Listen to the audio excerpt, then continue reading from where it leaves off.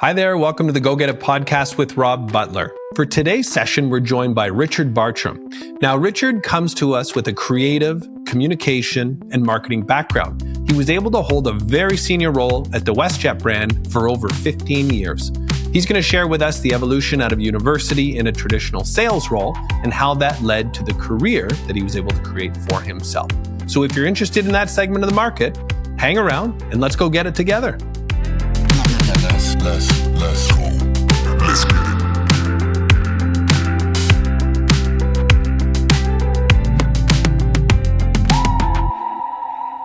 So Richard Bartrem is joining us on the Go Get It podcast, and I'm reluctant to say you're quasi-retired, but what are you comfortable with us saying? How should we be thinking about your current role? Well, I've had a number of jobs in different industries across my career, and I did retire from the organization I was working with last. Have set up a small consultancy shingle just to keep myself busy and to keep a finger on the pulse of what continues to go on in the business world. And I'm also volunteering on a couple of not-for-profit boards. So semi-retired is probably a good way as any to say it. One of the ways we actually kick off the Go Get It podcast is, do you remember, what was your first time crossing paths with either my family or myself? Just to give the viewers some impression of what that connection looks like. Doesn't have to be great detail, just whatever comes to mind. No, so what comes to mind for me, and just to explain for everybody who's listening, watching the podcast, Rob and I are neighbors. We live just outside the city in Calgary, and it's in a community that's got about, I think, 52 houses, and each year, somebody volunteers to be that person that is now going to host the neighborhood Christmas party. And so you have to put that on. The Butler family was new to the neighborhood. And so I wandered over to the Butlers, not knowing anything about them, and walked into to their home where we were welcomed graciously. And that is my first memory of meeting the Butlers. And it was the sort of energy that the neighborhood needed. We had moved in. Our kids are now fully grown. And it was really exciting to see young kids in the neighborhood, and they were running around, and there were more kids at the place that I didn't even know were in the neighborhood. But it really became this congregation of all the young energy in the neighborhood. And so that's my first experience of meeting you, Rob, of meeting Natalie, of meeting your kids, and experiencing the Butlers. And we've been fast friends ever since. We haven't. It's the exact same memory I have. And it's funny because I remember when we first moved here, we didn't come here because of any particular connection other than we just thought it looked like a nice part of the city to live in. And we'd only been in Calgary for about 5 years at that point of time. So yes, the Christmas party, I think we've got it figured out now. So, and we do, we are neighbors and spend a lot of time together, and you've been amazing to our family and kids. And, it's just worked out great. Couldn't have written it any better. Now, knowing you, your personality and your default mode is very socially forward, marketing, communication, and that is what we're going to focus on today for those students that are looking to pursue a career in the media, marketing, communication, advertising. I kind of bucket all of those concepts together because I think they do draw on a very similar skill set depending on the type of person that company might be looking for, or maybe it ends up being a freelancer, an entrepreneurial type role in that segment of the market. But based on your most recent role with WestJet Airlines, can you just talk us through that and what that currently looks like? Yeah, and I will add to your list, for the students that are looking into whatever those fields happen to be, I would add sales in there, because I do think in some instances, sales gets a bit of a knock. Particularly, I've heard over the course of my career from people looking to getting into marketing or advertising and saying, "Oh, yeah, but I don't want to do sales." And I think if you're actually going to do marketing well, you actually do have to understand the sales process of whatever it is that you're working with. So sales is a terrific avenue to pursue, whether for your entire career or for a portion of it. And I actually started my career with Unilever in sales, and that gave me a terrific bedrock from which to then build the foundation of my career going forward. But to your question, I was at WestJet for 17 years, and it's interesting. I have been very fortunate to have three entirely different industries over the course of my career. I started in consumer packaged goods a long time ago, and then actually moved into television marketing, and then finally into aviation. So when I came over into WestJet, I had the sales marketing experience that they were looking for. Obviously not the aviation experience, and learned that, cut my teeth along the way. But it was a very fascinating industry, fast paced. It is on most days. It is on the front page of just about every media outlet in the world because something seems to be happening somewhere as it relates to aviation. So the marketing of it was really interesting in terms of how do you, as what was an upstart airline in 1996 in Canada, get more people and convince them to fly with this fledgling airline. Now, I started when they were 9 years old, and they'd be 20-something now. But I spent 17 years there working on the marketing, brand, sponsorship, community investment, social media, which didn't exist when I first started, and so we had to figure out how to start that. And then finally on the communication side of things, both internal and external. And included with that for a period of time, I had corporate culture, which I came to recognize was critically important for the success of the airline. And there was no better, certainly from my perspective, demonstration of the importance of culture than the work that we did at WestJet.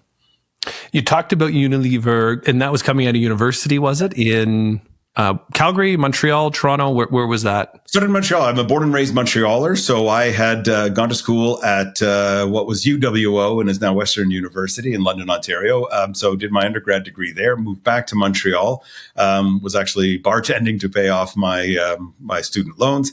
And was offered an opportunity to begin work with, and at the time, Unilever, yes, it existed, but the companies were a little bit more separate. So I started on the Lever Brothers side. So that is the soap side of things, and started with a sales territory in Montreal in French, visiting drugstores, grocery stores, wholesalers, some head offices to get those various entities to buy more Lever Brothers products. So started there in Montreal, and then went from there with Unilever to Halifax, to Calgary, to Toronto, and ultimately left in 2000 to pick up the television side of things. And then you're working your way into the role of sales. And I think you highlighted it perfectly. One of the earlier guests that we'd interviewed, we did talk about the stigma around sales. When you're coming through high school or university, people, I just think, immediately have some vision of what a salesperson might look like or feel like, or what that role could be. But I'm of the impression now that all of the most successful and talented people I've come across, whether they end up being a lawyer, whether they end up being an accountant, a financier, their ability to communicate, present, and sell whatever it is they're working on to an audience and a prospective client is what allows them to add value. And would you say there's something to be said for that? Yeah, it's certainly I would say that there's something to be said for that. I think for me, starting in sales, I'm going to back up a bit and I think there's a broader piece here, which is to be curious.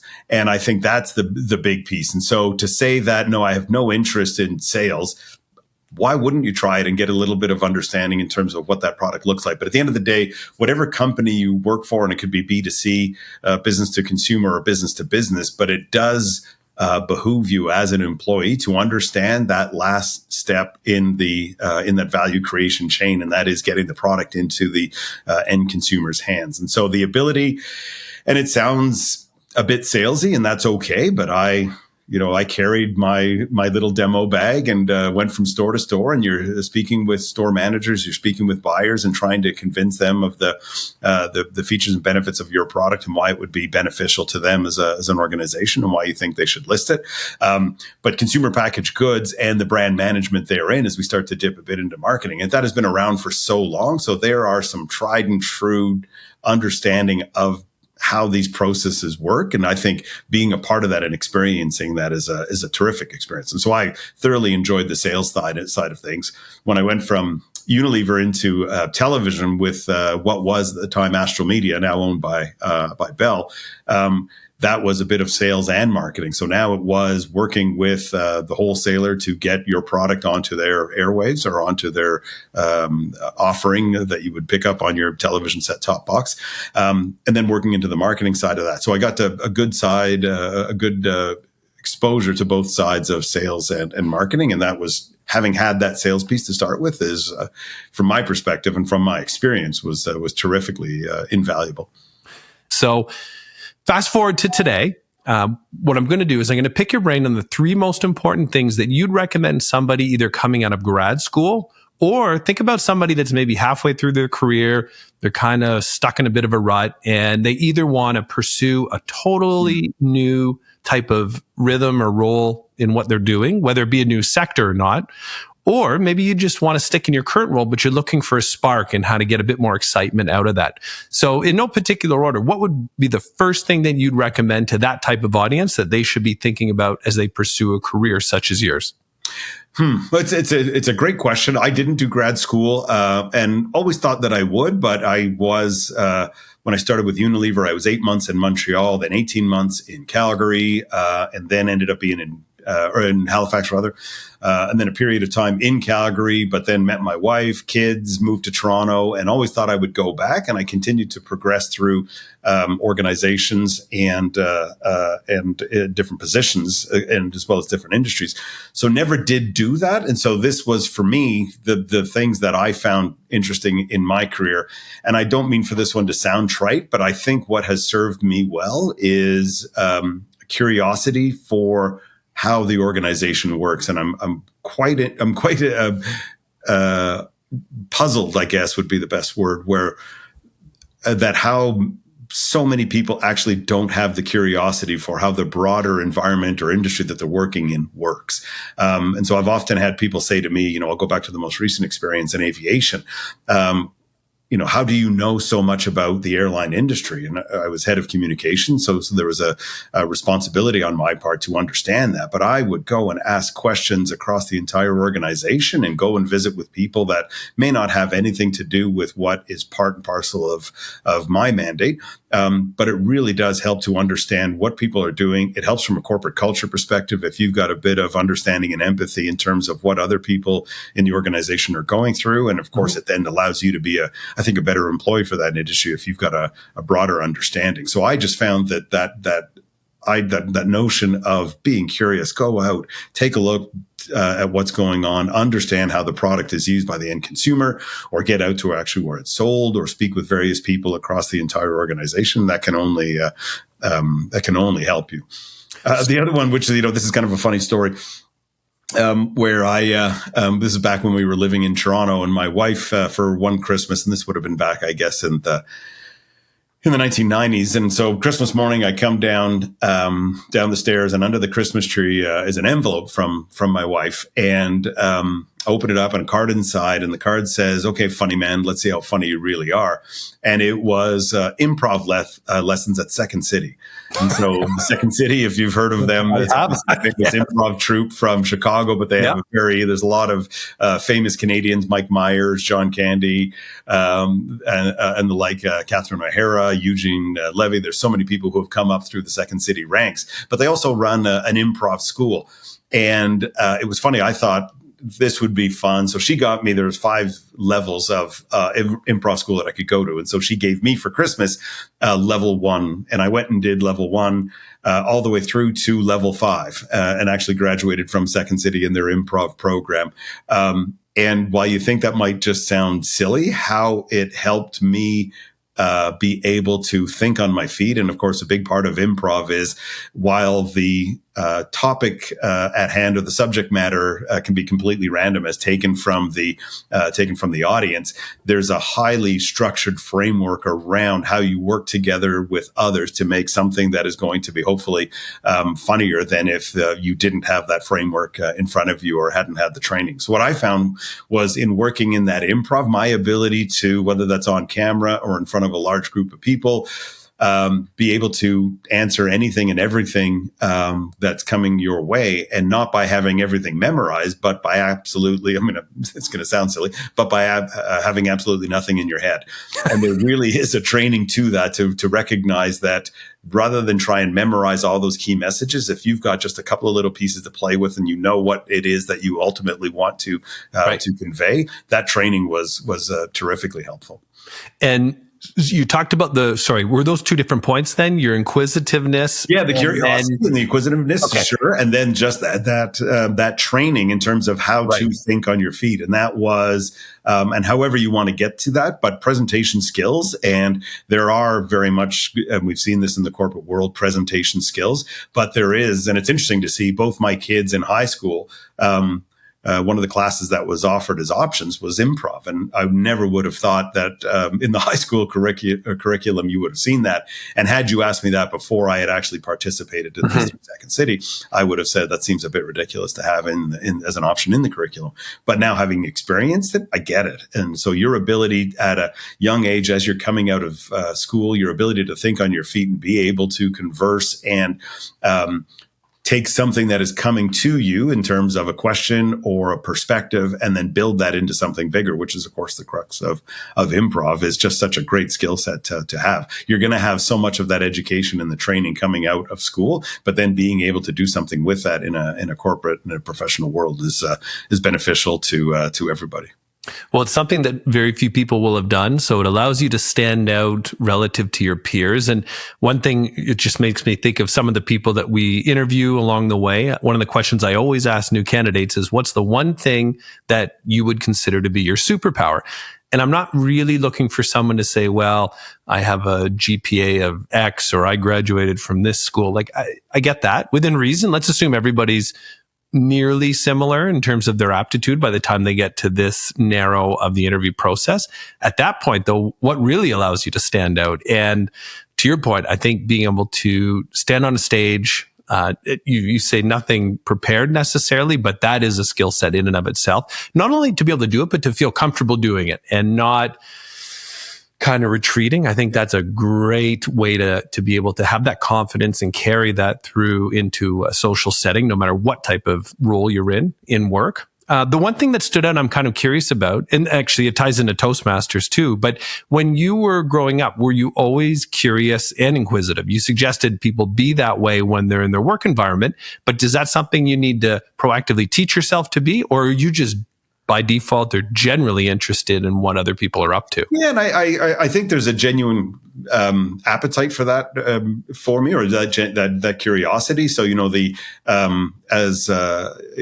I'm a bit of, even though it's not part of the job, I'm amazed at the number of people that don't really understand the technology that they're using. I think you're seeing it more and more that the kids are able to do that. Mm-hmm. But if you look at my vintage, the number of people that don't understand how the devices that they are using work. So I've always been curious at that. So I end up being the family tech center or help desk. So when the family are having challenges, I typically am the 1-800 number that they call to say, okay, let me see if I can help you walk through that. And it's, it's a bit of a side note, but that curiosity, I think, has always been there for me. And I think the other thing that drove it for me was coming out of school.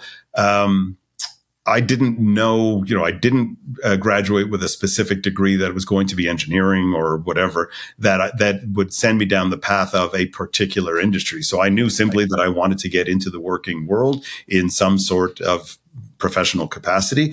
And I think that's what allowed me to then go from consumer packaged goods and the soap industry and learning everything that there is to learn about consumer packaged goods products. And in this case, how do laundry detergents work? How do dryer fabric sheets work? How does bar soap work? And all the chemical compounds that go into that, understanding that.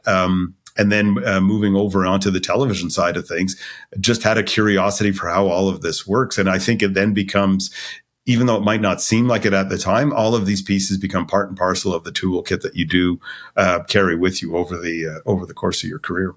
Right.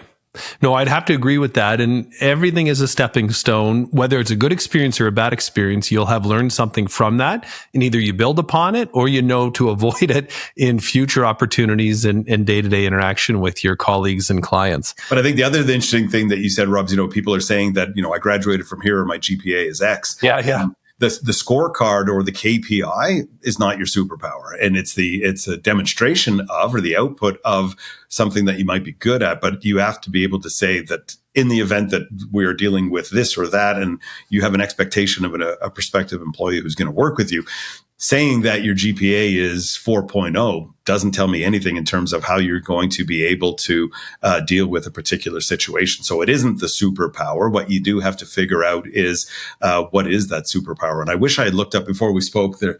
It was a book I read called Now Discover Your Strengths. And it's the Gallup people that had put forward the second one in the book. And it was figuring out, and they've done millions of these surveys over just about every country across the planet. And the second book, which is Now Discover Your Strengths, I found very helpful because it really allowed me to recognize that I don't fit into a particular mold of what a commerce student is going to look like or a finance student. I had my undergrad in political science, but what it really allowed me to understand was it kind of helps you figure out those superpowers for you. And so being able to say that somebody who's going to work in the business world and is also highly creative, not everybody recognizes the value of that. And so I think in yourself, you need to recognize the value in what you bring to the table and then be able to market that. So it's served me well because I went from being in sales roles and then into trade marketing roles, into marketing, and then into marketing and communications. And over the course of my career, being able to understand what are those pieces that you bring to the table and how those are going to help the organization, and being able to effectively articulate that helps you in the interview and helps people understand when you hit the ground running at wherever you end up, here's how I'm going to contribute to the organization.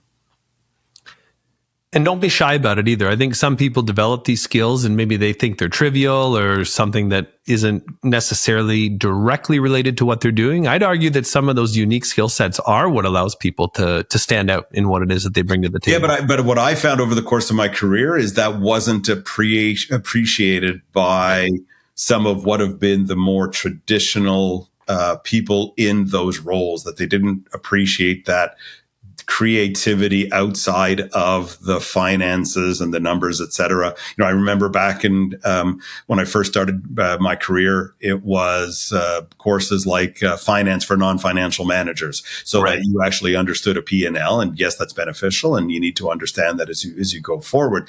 But it is trying to find those pieces that you're not good at and round out those corners versus recognizing here's something that you're really good at, and this is how the organization could leverage it to their full benefit. And of course, become something that's valuable and meaningful for you as an employee. So as we round out the interview, curiosity and being inquisitive. 2, you talk about improv. Toastmasters is something that comes to mind. What would be the third most important thing that you'd share with an audience looking to shake things up? I think there's an element of, and this might be generational, I don't know, but I've had a variety of really interesting gigs over the course of my career, and I have been everything from janitor to lifeguard to camp counselor. And these are things, while you're figuring out what to do over the course of the summer as you're going to school, but all those pieces add to who you are, and let those pieces be a part of that. So I was remarkably fortunate to get into 3 entirely different industries, had a gas with all of them, and each one lent itself to then be able to say, this is part of who I am and the experience I bring to the table, and it allows you to then get into that next job.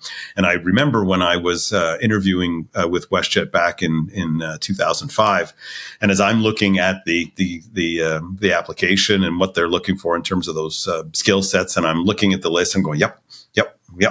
And I have that. And then it's like, oh, no, I don't. No. And I'm like, oh, man. But I think what ultimately made me successful in getting the role was my ability to convey perspective. And while you might not have the specific pieces that you're looking for, if you are confident in your ability to take everything that's been part of your career, and your career, I think, spans beyond just those things you did while you've now graduated and are out in the working world. I think being able to take all of those and make that part of your perspective helps then sell you into the organization. And so I'd recommend just hustling out everything and recognizing that you may be in an industry and now you want to move into a different industry. And ultimately, I think over the long run, that does help you because you do bring that broader perspective. And then I think the other piece is, again, this is probably generational. And there was an element of you are going to do anything and everything. So you're going to burn the midnight oil and you're going to work long, long hours, which of course will probably in some measure get you ahead. But there is, and it's interesting that today, generally speaking or broadly speaking, we're talking about mental health and recognizing that as much as it is going to be while you are whatever sports analogy you want to use, if you're on the field, if you're on the ice, absolutely you are go, go, go, go. And then recognizing that it's important to take that time and make sure that you're getting that balance, that work-life balance in your work life or work personal life balance in what you're doing. And, some people are going to tell you there's no such thing, but I think that ultimately becomes up to you. And recognizing that if you are there, then you are 100% there and you're all in. And then when you need to take the time to reset, I think your family will thank you for that. You yourself will thank you for that. And I think you end up being, over the long term, a better employee. But when you are there and in, you're all in. Yeah, and a lot of that has to do with just coming up with the proper routine in your lifestyle, whatever it is. If you're in the city, maybe you do need to get up a little bit earlier to get that jog in the morning, or whatever, that meditation. I mean, it's subjective in terms of what that person might want to be doing, but you do need to revisit whatever your day-to-day looks like and how can you tweak it to find that 20 minutes, 30 minutes for yourself each day to regenerate and clear your mind as you bring your A game to your entrepreneurial role or company. Exactly. And working in communications in an airline, there are going to be odd hours. That's an interesting example, but recognizing that you are signing up for part of that, it's a terrific experience. And so wherever you end up working, there's going to be those pieces that take you outside of the norm. And I think you can take those for what they are. And that is terrific experiences that just build up, again, that perspective that you bring to whatever it is that you're going to be doing next. So your 3 points will be well taken. I'm sure based on the audience that's listening in, they'll be able to take some great ideas and apply to their own respective careers. Any last closing thoughts or statements you want to share with the group before we close out? Yeah, you know what? It's every once in a while, stick your head up and look around and recognize that this is, we're tremendously lucky to be able to do what we are doing, that we've got the educations that we've been provided, and we live in a place like Canada where we have these wonderful opportunities put forth to us. So every once in a while, stick your head up and look around and say, this is pretty special, because I started I don't even want to know how old you were when I started, but I started work in 1987 and worked through to 2023, and I'm still working today. And so that is 35 years. And as much as that sounds like a long time, it goes by in a blink. And so really, recognize what it is at the moment. And I think it's nice to have when you look back at it and say, those were in fact pretty special times. I love it. And then you can take part in things such as this, the Go Get It podcast. So thanks very much, Richard. This is a lot of fun. Thank you, Rob. Thanks, buddy. Take care. Bye now. Let's go. Hey, this is Rob Butler on the Go Get It podcast. Thanks very much for joining us today. We appreciate you listening to what it is we can bring to your career evolution. And if you liked our guest, feel free to 1, follow us, and 2, put a question in the reel, and hopefully our interviewee can respond to that question directly. With that, I'd like to encourage you to join us on next week's edition on the Go Get It podcast. Thanks again.